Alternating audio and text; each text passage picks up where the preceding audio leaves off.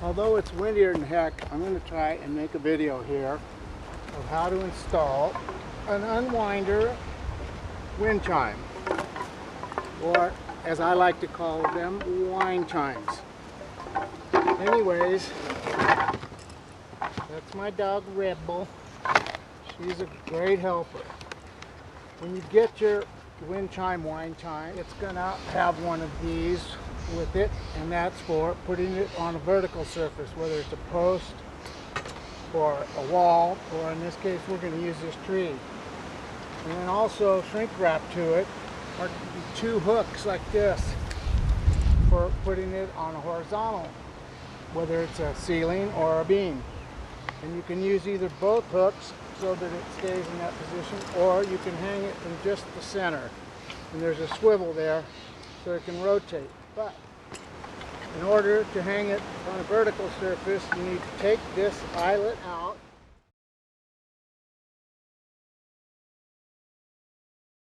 So if you're going to be mounting it on a tree, you want to use some longer screws.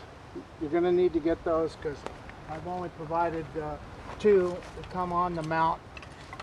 They're a little bit shorter, and they're for obviously a post or a wall. I've already got a screw up here about as high as I can reach. I think that's probably about 7'6". Somewhere between there and 8 feet I think is ideal in order to have the chime the right height here. When you put your screw in, you want to leave it out just a little bit, because so that you can get this knot, slide it over it. Oops, I missed. And that's it. And once you've done that, you're going to let things settle down. And then all you have to do is move this up or down until this makes a perfect circle. And then you add your other screw here.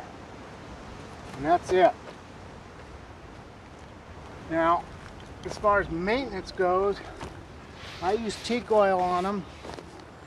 I think that's better than polyurethane or something that shouldn't need maintenance. You gotta sand it before you can refinish it. So I'll take it down, and this is what I do in order to keep these orientated, is I drag it across the table like that so they'll stay in that position.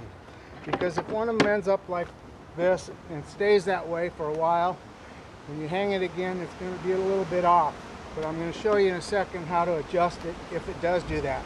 So anyways, basically teak oil or whatever oil you prefer, you slop it all on both sides, let it stand for 15, maybe half an hour, and wipe it off before it gets too sticky. You want to wipe the strings too, and that's that.